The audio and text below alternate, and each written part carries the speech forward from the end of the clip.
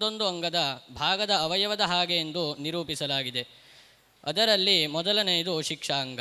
ಶಿಕ್ಷಾಘ್ರಾಣಂದು ವೇದಸ್ಯ. ಶಿಕ್ಷಾ ಅಂಗವು ವೇದಪುರುಷನ ನಾಸಿಕಾಸ್ಥಾನದಲ್ಲಿದೆ. ಈ ಅಂಗವನ್ನು ಅಧ್ಯಯನ ಮಾಡದವನಿಗೆ ವೇದದ ಪರಿಮಳ ಅಂದರೆ ಉಚ್ಚಾರಣಾ ಕ್ರಮ ಗೊತ್ತಾಗುವುದಿಲ್ಲ.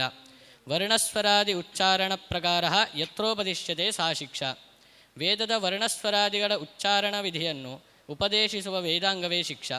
ಅಕಾರಾದಿ ವರ್ಣಗಳು, ಉದಾತ್ತಾದಿ ಸ್ವರಗಳು, ಗುರು ಲಘು ಮೊದಲಾದ ಮಾತ್ರೆಗಳು, ಅಕ್ಷರೋಚ್ಚಾರಣೆಗೆ ಬೇಕಾದ ಪ್ರಯತ್ನ, ವರ್ಣೋತ್ಪತ್ತಿ, ಸ್ಥಾನ, ಕರಣ ಮೊದಲಾದ ವಿಷಯಗಳನ್ನು ಶಿಕ್ಷಾಗ್ರಂಥವು ತಿಳಿಸಿಕೊಡುತ್ತದೆ. ಪ್ರಮುಖವಾಗಿ 9 ಶಿಕ್ಷಾಗ್ರಂಥಗಳಿವೆ.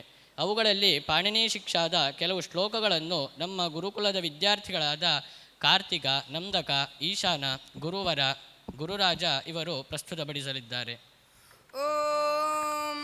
ಅಥ ಶಿಕ್ಷಾಂ ಪ್ರವಕ್ಷ್ಯಾಮಿ ಪಾಣಿನೀಯಮತೈ ಯಥಾ ಶಾಸ್ತ್ರಾನುಪೂರ್ವಂ ತದ್ವಿದ್ಯಾದ್ಯಥೋಕ್ತಲ್ಲೋಕವೇದಯೋಃ ಪ್ರಸಿದ್ಧಮಪಿ ಶಬ್ದಾರ್ಥಮವಿಜ್ಞಾತಮಬುದ್ಧಿಭಿಃ ಪುನರ್ವ್ಯಕ್ತೀಕರಿಷ್ಯಾಮಿ ವಾಚ ಉಚ್ಚಾರಣೆ ವಿಧಿಂ ತ್ರಿಷಷ್ಟಿಶ್ಚತುಷ್ಷಷ್ಟಿರ್ವಾ ವರ್ಣಾಃ ಶಂಭುಮತೆ ಮತಾಃ ಪ್ರಾಕೃತೆ ಸಂಸ್ಕೃತೆ ಚಾಪಿ ಸ್ವಯಂ ಪ್ರೋಕ್ತಾ ಸ್ವಯಂಭುವಾ ಸ್ವರಾ ವಿಂಶತಿರೇಕಶ್ಚ ಸ್ಪರ್ಶಾನಾಂ ಪಂಚವಿಂಶತಿಃ ಯಾದಯಶ್ಚ ಸ್ಮೃತಾಃ ಷಷ್ಟೌ ಚತ್ವಾರಶ್ಚ ಯಮಾ ಸ್ಮೃತಾಃ ಅನುಸ್ವಾರೋ ವಿಸರ್ಗಶ್ಚ ಕಃ ಪೌ ಚಾಪಿ ಪರಾಶ್ರಿತೌ ದುಸ್ಪೃಷ್ಟಶ್ಚೇತಿ ವಿಜ್ಞೇಯೋ ಲಕಾರಃ ಪ್ಲುತ ಏವ ಚ ಆತ್ಮಾ ಬುದ್ಧ್ಯಾ ಸಮೇತ್ಯಾರ್ಥಾನ್ ಮನೋ ಯುಂಕ್ತೆ ವಿವಕ್ಷಯ ಮನಃ ಕಾಯಾಗ್ನಿಮಾಹಂತಿ ಸ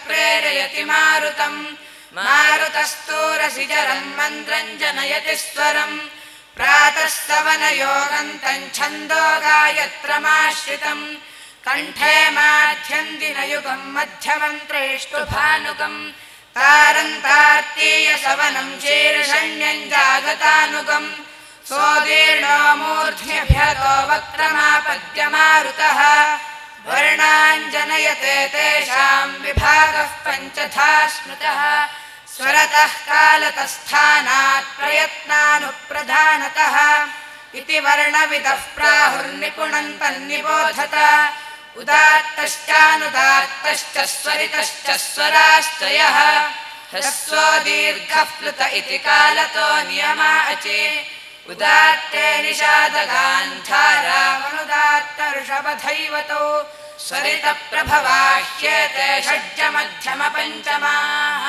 ಅಷ್ಟೌ ಸ್ಥಾನಾನಿ ವರ್ಣಾನಾಮುರಃ ಕಂಠಃ ಶಿರಸ್ತಥಾ ಜಿಹ್ವಾಮೂಲಂ ಚ ದಂತಾಶ್ಚ ನಾಸಿಕೋಷ್ಠೌ ಚ ತಾಲು ಚ ಓಭಾವಶ್ಚ ವಿವೃತ್ತಿಶ್ಚ ಶಶಸಾರೇಫ ಏವ ಚ ಜಿಹ್ವಾಮೂಲಮುಪಧ್ಮಾ ಚ ಗತಿರಷ್ಟವಿಧೋಷ್ಮಣಃ ಯದ್ಯೋಭಾವ ಪ್ರಸಂಧಾನಮುಕಾರಾದಿ ಪರಂ ಪದಂ ಸ್ವರಾಂತಂ ತಾದೃಶಂ ವಿದ್ಯಾದ್ಯದನ್ಯದ್ವ್ಯಕ್ತಮೂಷ್ಮಣಃ ಹಕಾರಂ ಪಂಚಮೈರ್ಯುಕ್ತಮಂತಸ್ಥಾಭಿಶ್ಚ ಸಂಯುತಂ ಔರಸ್ಯಂತಂ ವಿಜಾನೀಯಾತ್ ಕಂಠ್ಯಮಾಹುರ ಸಂಯುತಂ ಕಂಠ್ಯಾವಹ ವಿಚುಯಶಾಸ್ತಾಲವ್ಯಾ ಓಷ್ಠಜಾ ಉಪೋ ಸ್ಯುರ್ಮೂರ್ಧನ್ಯಾರುಡುರಜಾದಂತ್ಯಾಲು ತುಲಸಾ ಸ್ಮೃತಾಃ ಜಿಹ್ವಾಮೂಲೆ ತು ಕುಃ ಪ್ರೋಕ್ತೋ ದಂತ್ಯೋಷ್ಠ್ಯೋ ವಸ್ಮೃತೋ ಬುಧೈಃ ಏಐತು ಕಂಠತಾಲವ್ಯಾ ಭೋ ಕಂಠೋಷ್ಠಜೌ ಸ್ಮೃತೌ ಅರ್ಧಮಾತ್ರಾ ತು ಕಂಠ್ಯಸ್ಯಾದೇಕಾರೈಕಾರಯೋರ್ಭವೇತ್